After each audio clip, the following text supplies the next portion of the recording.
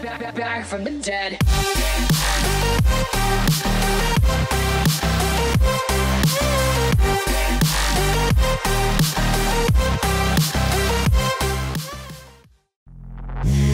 Suck me in the smoke, breathe me in and let me go.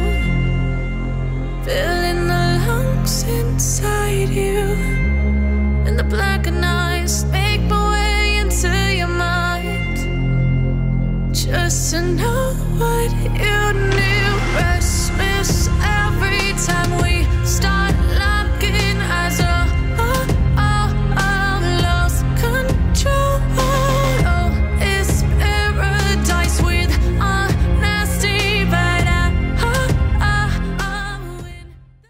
안녕하세요, 백스콘 박시장입니다. 요즘에 정말 바쁘네요. 신규 게임이 출시가 돼서 프레임 테스트를 하려고 하니까 또 신형 그래픽 카드가 출시가 됐고, 그거를 리뷰하고 테스트하려고 하니까 메인보드가 나왔네? 이것도 리뷰해야 되는데 CPU가 또 나왔네? 이거 다 리뷰하고 각 종류별로 비교하실 수 있게 게임 테스트하고 하려면 진짜 라꾸라꾸 몇 개는 사놓고 사무실에서 숙식하면서 해야 될 것 같은데, 그 와중에 상담하고 조립하고 전화받고 행사 참여하고 거의 미친놈처럼 돌아다니고 있습니다.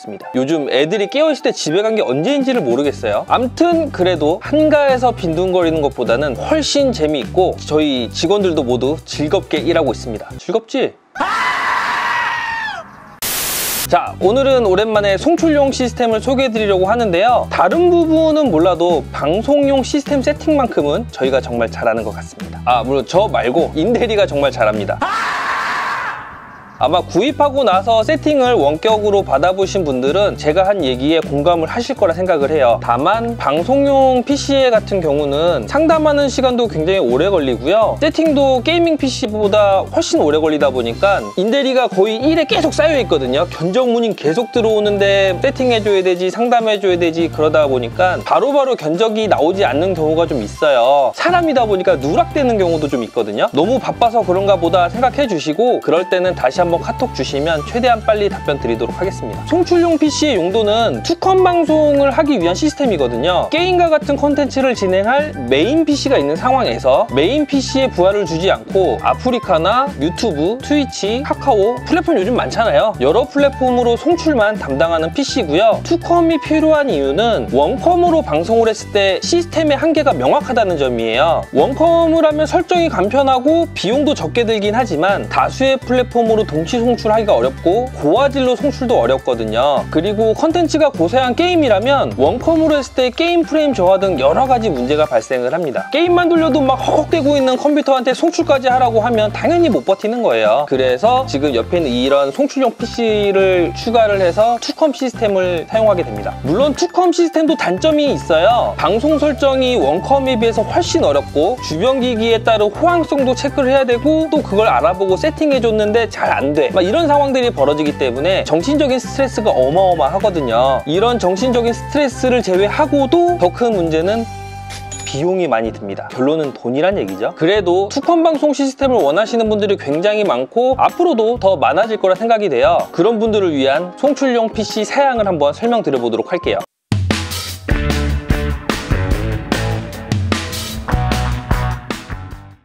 CPU는 AMD 라이젠 피나클리치 2700이고요. 송출용 PC를 생각할 때는 그냥 고민할 필요 없이 AMD 쓰시면 됩니다. 메인컴 같은 경우는 예산이나 용도 따라서 인텔이나 AMD 고민을 하셔도 되는데, 송출용 PC에서만큼은 그냥 무조건 AMD 쓰시면 돼요. 라이젠 2700은 8코어 16스레드를 갖추고 있어서요. 멀티코어가 중요한 송출에 최적화가 되어 있고, 가격도 현재 30만원 초반대이기 때문에 같은 코어 구성의 인텔 CPU에 비해 훨씬 저렴하거든요. 그리고 메인보드 는 기가바이트 B450 어로스 M이에요. 송출용으로 쓸 때의 메인보드는 안정성이 최우선이고 또 호환성도 굉장히 중요합니다. 오버클럭과 같은 성능을 위한 기능은 그리 중요하지 않으니까 너무 고가의 제품을 쓰실 필요는 없고요. 가격대나 성능, 안정성을 고려했을 때 B450 등급의 보드가 딱 적당한 것 같아요. 메모리는 삼성 16기가 구성으로 8기가 2개를 장착해서 듀얼 채널로 구성을 해줬고요. 메모리는 영상 후원이나 크롬을 활용한 채팅창 등을 위해 8기가는 조금 부족하고 16기가가 딱 적당한 것 같아요. SSD는 마이크론 MX500 250기가를 장착했는데요. SSD 역시 용량을 크게 하실 필요도 없고 속도 빠른 NVMe 고가 모델 쓰실 필요 없어요. 250기가 모델 중에서 적당한 모델 써주시면 됩니다. 하드디스크 같은 경우는 녹화된 방송을 편집할 때 용량이 꽤 필요하기 때문에 2TB 시게이트 모델을 추가를 해줬는데 용량은 쓰시는 분들마다 필요한 양이 다르니까 1TB부터 4TB 뭐 여러 개를 장착하셔도 되고요. 편하신 대로 필요한 대로 장착을 해주시면 됩니다. 그래픽카드는 게이너드 GTX 1050 Ti 4기가 모델을 장착을 했는데 그래픽카드는 캡처보드에서 사용하기도 하고 프로그램에서 사용하기도 하지만 너무 고가 모델을 쓰실 필요는 없어요. 그렇다고 좀 더 낮춰 쓰자니 VRAM도 그렇고 좀 아쉽거든요. 가격 대비 딱 쓰기 좋은 모델이 GTX 1050 Ti입니다. 케이스는 옆에 있는 이 모델이죠. 콕스 A5 셀레네 화이트를 사용했는데요. 케이스 같은 경우는 그렇게 중요한 건 아니니까 취향에 따라서 원하시는 모델을 쓰시면 될 것 같아요. 지금 보이는 이 셀레네 같은 경우는 전면하고 측면 이쪽이 강화 유리로 되어 있고요. 무게감도 좀 있는 편이고 잔진동도 좀 잘 잡아주고 조립도 편한 편이라 딱히 따지지 않는 편이라면 이 정도 케이스 써주시면 딱 좋습니다. 파워 서플라이는 시소닉 M12-2 620 에보 80 플러스 모델이거든요. 방송 중에 시스템이 뻗거나 하는 경우가 스트리머분들이 제일 열받는 상황일 거예요. 그래서 시스템 안정성에 관련된 부품에는 돈을 조금은 더 쓰셔도 좋습니다. 그렇다고 막 1000W 이런 거 쓰실 필요는 없고요. 몇만 원 정도면 되니까 시소닉